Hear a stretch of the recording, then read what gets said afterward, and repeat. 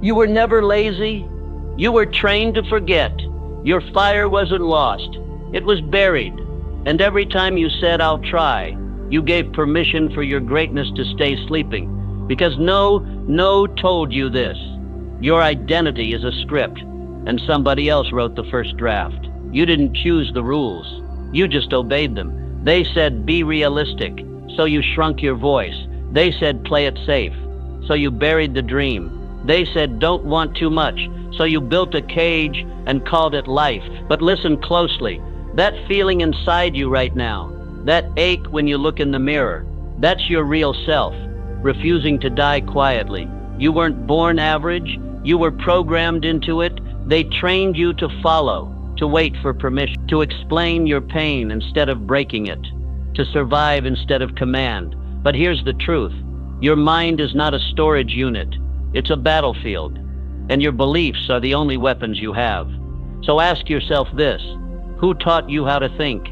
They left out a chapter, the real chapter, the one Hill hinted at but couldn't publish. Because if they taught you the full truth, you'd become too powerful to control. And here it is: success is not learned, it's remembered. Because the moment you decide, not wish, not hope, decide, your identity shifts, and the war is no longer external. You've been hypnotized by delay, programmed by phrases like "I'm working on it," "maybe next year," "I need to be ready." But you don't need more time. You need a mental reset. Let's be clear. This isn't self-help. This is self-awakening. You don't need to add anything. You need to remove everything that doesn't match who you really are. Fear isn't your truth. Confusion isn't your truth. Procrastination is not a personality. It's a pattern. And patterns can be broken. Right now, there is no future version of you coming to save you.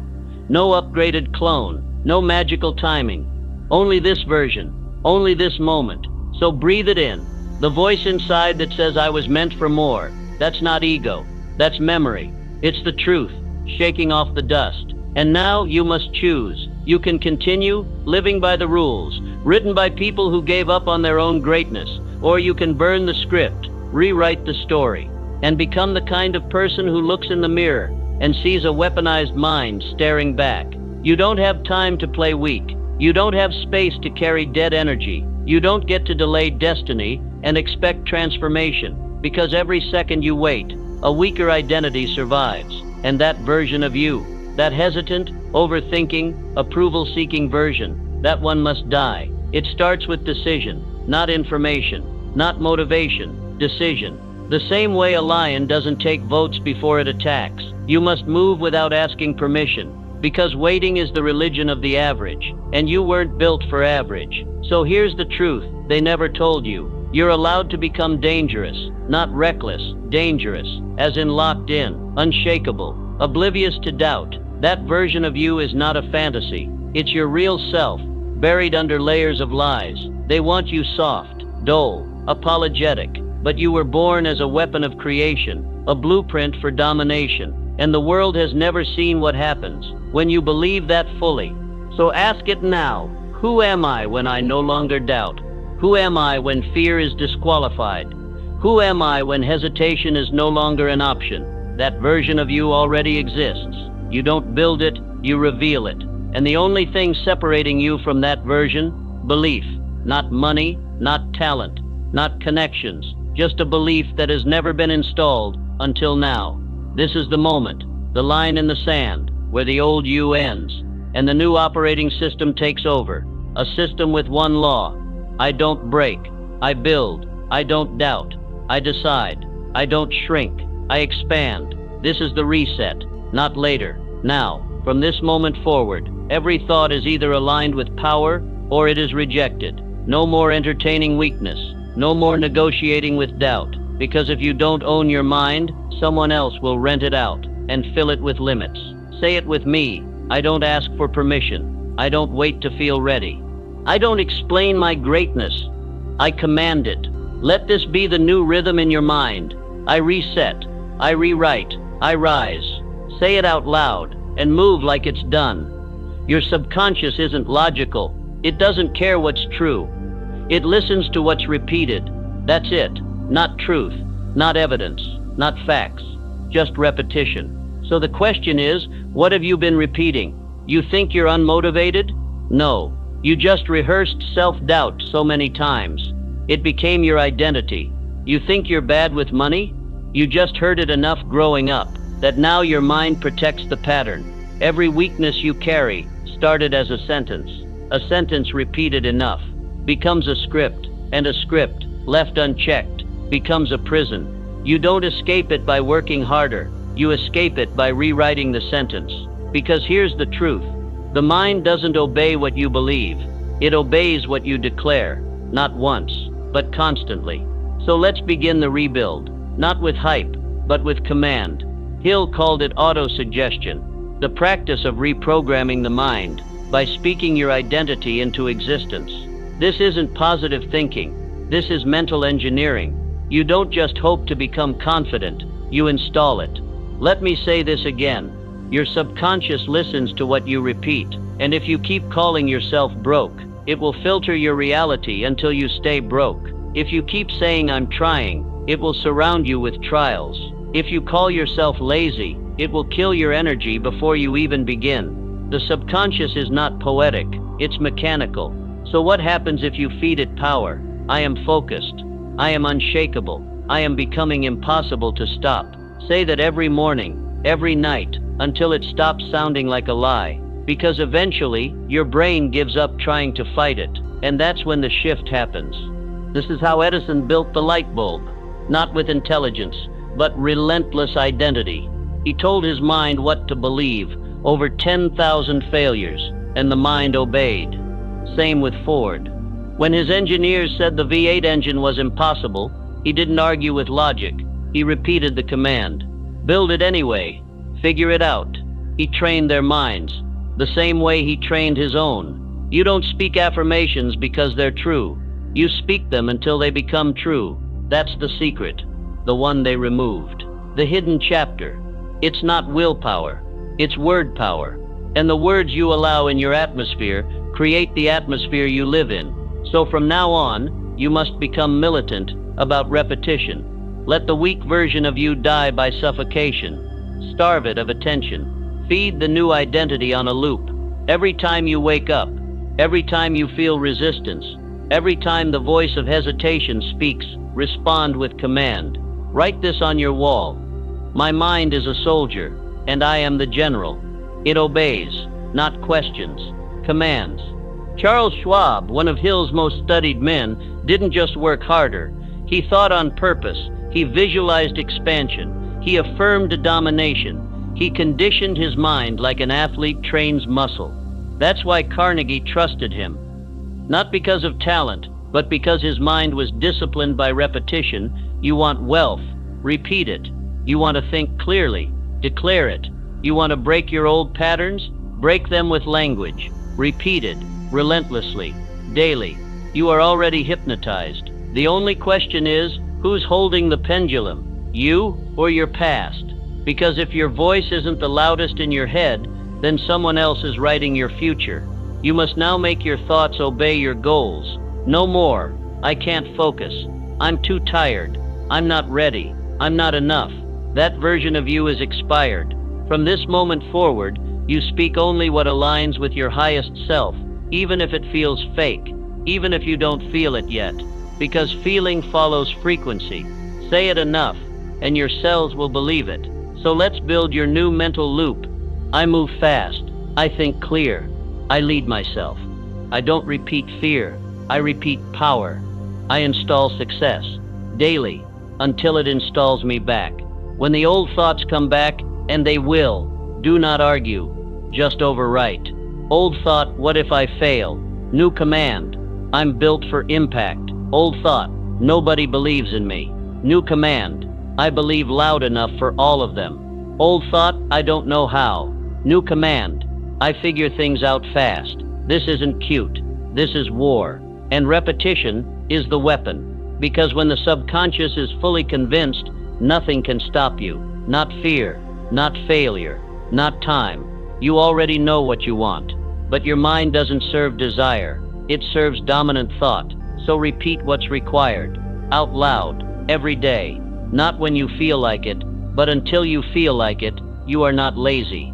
You are not broken. You are not too late. You are just one command away from becoming dangerous again. So write this down. Put it on your mirror. Speak it with force. My subconscious is loyal, and I am the one it obeys. I command my mind. I install belief. I repeat power. Say it daily, until the old you forgets how to speak. There's a moment where men become legends, not when they feel ready, but when they burn the bridge. No backup, no just in case, no I'll try both and see what works. That's how average people live. The greats, they set fire to the fallback. You cannot serve two identities. One must die, the weak version of you, the one that makes excuses, delays, scrolls, shrinks. It survives off of options. But the real you, the one locked in, that version only emerges when there's no way back. Let me tell you the truth. Until you destroy your escape plan, you will never meet the version of you that was born for domination. This is what Hill meant by definiteness of decision. He studied the richest men in the world. And do you know what they all had in common? They made final decisions. No wobble, no maybe. Just I have decided, and they moved like it. When Hernan Cortés landed in Mexico, he did something insane. He burned his ships. His army was outnumbered.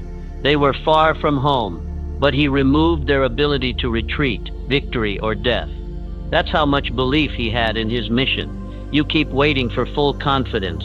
But the truth is, confidence is born after decision, not before it. Say it again. I don't wait for confidence. I decide first. There's something spiritual that happens. When you remove the safety net, you tap into a side of yourself you've never met before, a focused, resourceful animal instinct that only wakes up when there's no other option. If you want to know why your growth feels slow, check your level of commitment.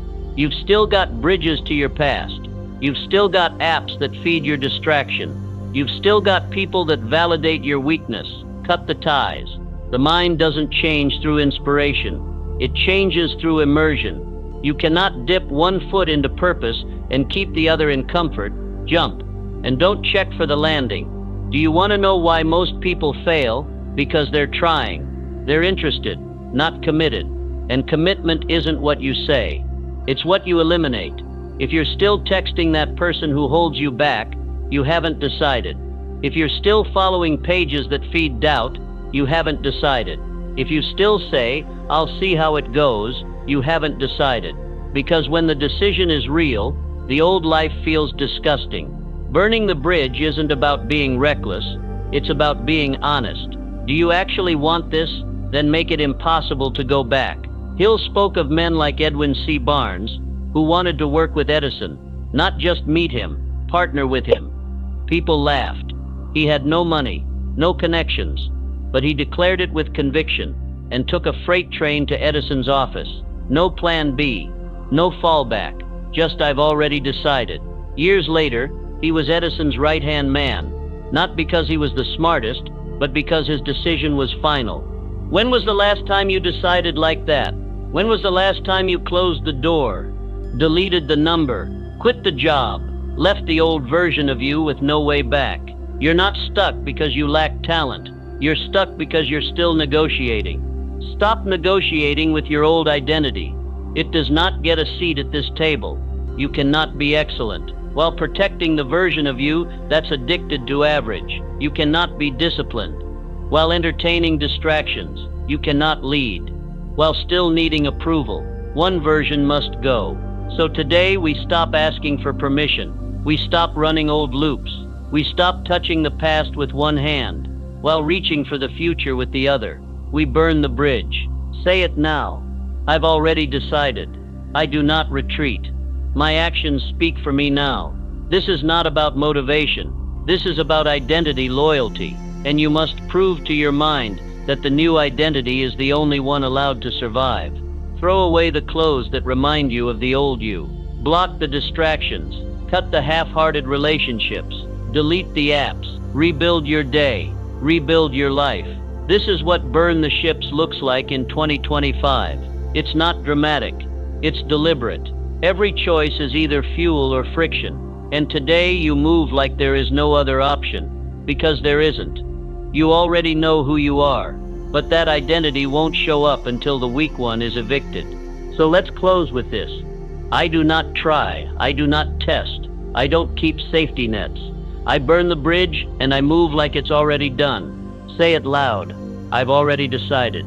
No options, no doubt, only domination. You can have the perfect mindset, but if your environment is infected, that mindset will rot from the inside out. Let me be clear. Your environment is programming you, not just the books you read. The voices you allow, the energy you tolerate, the habits you normalize. Napoleon Hill didn't just write about thinking, he wrote about alignment. Because no matter how powerful your thoughts are, if you're surrounded by the wrong minds, you'll begin to shrink to fit. Your phone is a mastermind. Your friends are a mastermind. Even your apartment, your music, your feeds. They're either building your identity or draining it. You're not just influenced by what you hear. You're influenced by what you absorb. And most people, they've become spiritual garbage disposals, consuming trash energy all day and wondering why they can't focus. So here's the hard truth. You cannot become a lion while hanging with house cats. You cannot act like a millionaire while living around mental poverty. You cannot lock into purpose while entertaining passive energy. The people you allow close are either co-signing your old self or challenging you into your future. Hill wrote about the mastermind, a group of minds locked into one higher purpose, each person feeding the others with focused power. It wasn't optional, it was a law. If you wanted to ascend, you needed proximity to power. So let's be honest, who are you surrounded by?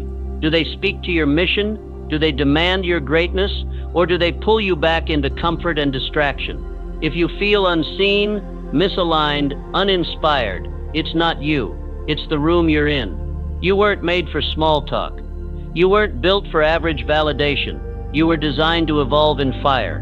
But fire only exists in high-standard atmospheres. You need a new room. A room that speaks your future fluently. A room that makes laziness feel uncomfortable.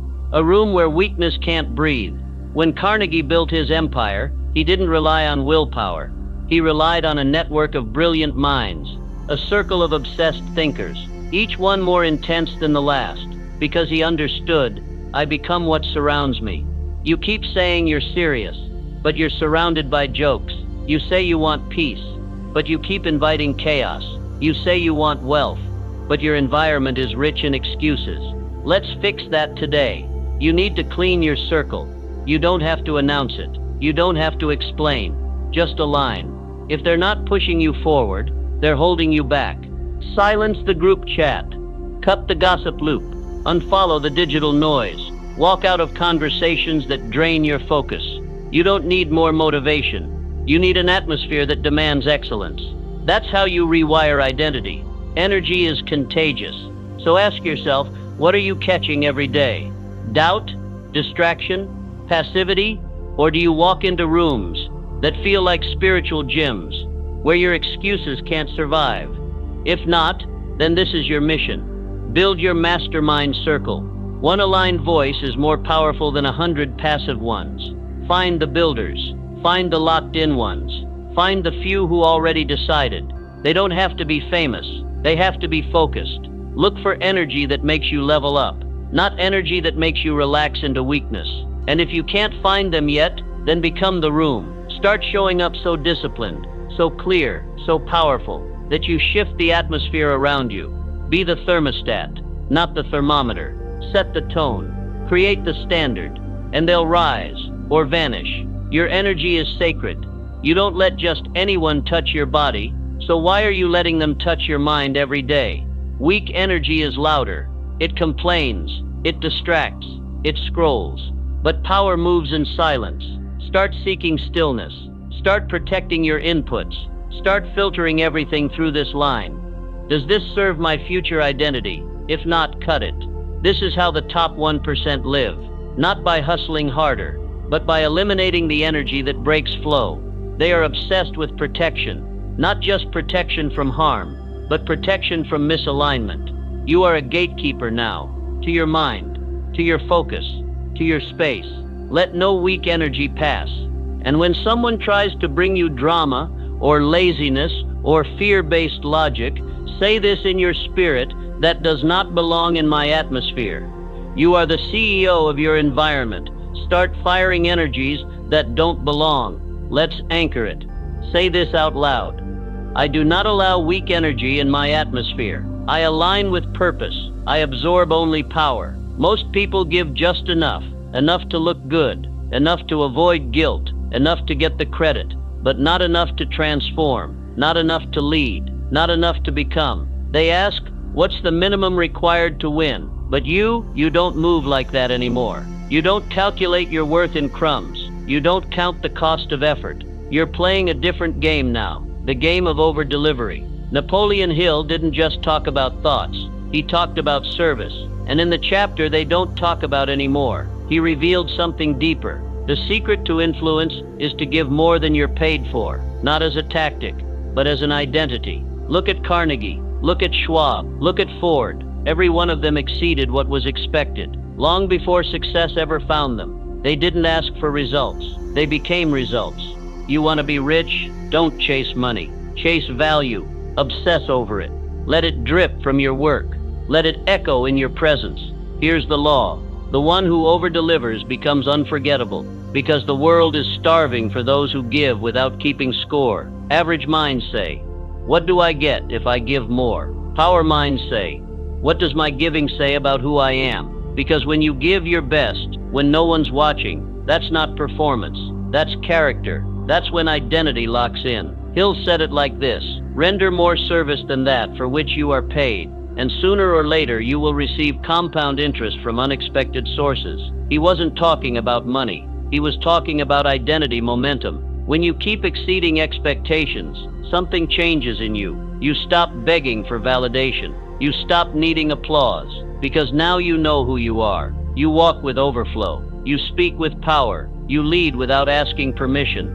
This is how high performers are made, not in the big moments, but in the extras. One extra rep, one extra page, one extra act of clarity done when no one asked. The extras build your edge.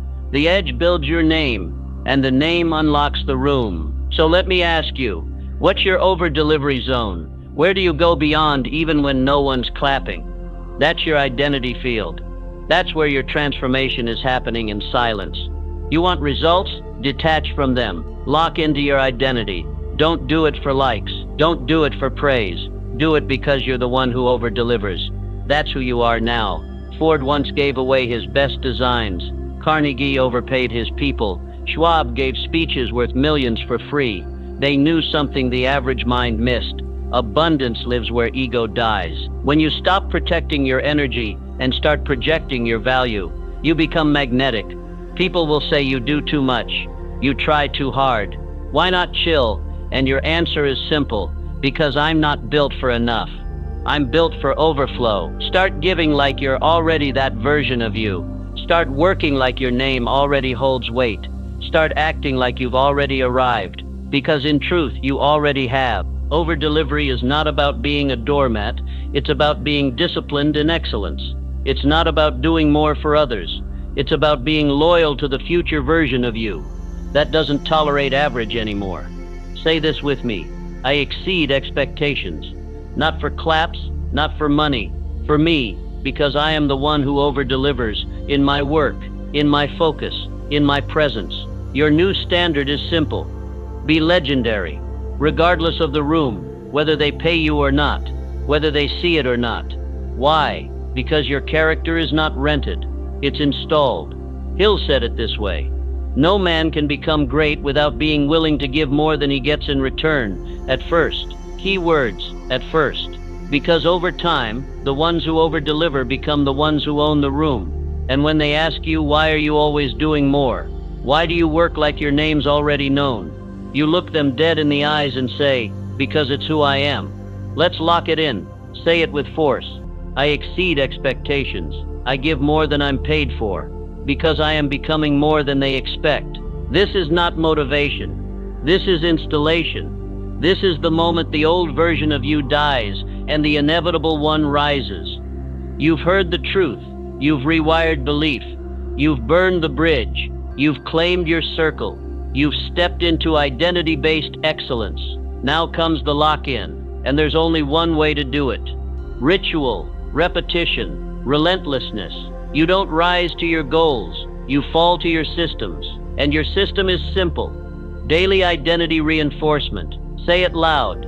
Repetition is the language of the subconscious, not logic, not emotion. Repetition. You don't wait to believe. You install belief. With your words, with your walk, with your rituals. Wake up and speak like it's done. Move like the contract is signed. Work like the check already cleared. Because the real ones don't ask the world for permission. They train their nervous system to believe. Napoleon Hill called it faith, but not religious faith. Emotional certainty before the evidence. He said faith is the only known antidote for failure, and faith is built by repetition. When Edison failed 10,000 times, he didn't say, "I hope it works." He said, "I am the man who invents this light." That's identity-based repetition. That's faith in motion. When Carnegie walked into a room, he spoke with ownership, because in his mind he'd already arrived. And it showed. Here's your new ritual. Don't visualize it, vocalize it. Don't just write it, walk it. Every day, say it loud. I don't hope, I install. I don't wish, I train. I don't try, I move like it's mine. Because what you repeat becomes real, not someday, now. You don't need more proof, you need more pattern. Repetition is not boring. It's the reprogramming of destiny. You already have the blueprint. Now make it biological. Make it spiritual. Make it ritual. Your new operating system is built on 3 laws. 1. Repetition installs identity. 2. Identity shapes behavior. 3. Behavior compounds into reality. If you forget everything else, remember this. If you act like it's done long enough, it gets done. Not by magic, but by momentum. You want the final switch? It's this. Stop asking, what do I need to do? Start asking, who am I now? And answer it daily. The old you hesitated. The new you moves. The old you needed proof. The new you becomes the proof. You used to wait to feel ready. Now you feel ready because you've decided. That's what repetition does. It removes doubt by replacing it with pattern. Start your morning like this. Speak your future aloud. Visualize your name written in stone. Move like someone who's already there. And when doubt creeps in, you don't argue with it. You out-repeat it. Let them wonder what changed. Let them feel the shift. Let them talk. You don't owe them an explanation. You are the evidence. Say it again. I walk like it's mine. I move like I belong. I don't need proof. I am the proof. This is the chapter they didn't teach, not because it was hidden, but because it was too direct. The truth is this. You don't need more knowledge. You need ritual reinforcement. They wanted to sell you motivation. Napoleon Hill wanted to give you identity. You have it now, but you must repeat it until it becomes your new instinct. Let this burn into your chest. I'm not becoming. I've already become. I walk like it's done. I train like it's locked in. I live like I'm chosen. From this moment forward, you don't act to convince anyone. You act to convince your subconscious, and it will believe whatever you feed it. So feed it identity. Feed it certainty. Feed it who you really are. The mind doesn't care what's real. It cares what's repeated. So repeat this every day. I don't hesitate. I build. I become. You've read the chapter they removed. Now live it. Speak it. Be it. Let the world wonder what changed. You don't owe them answers. You are the answer.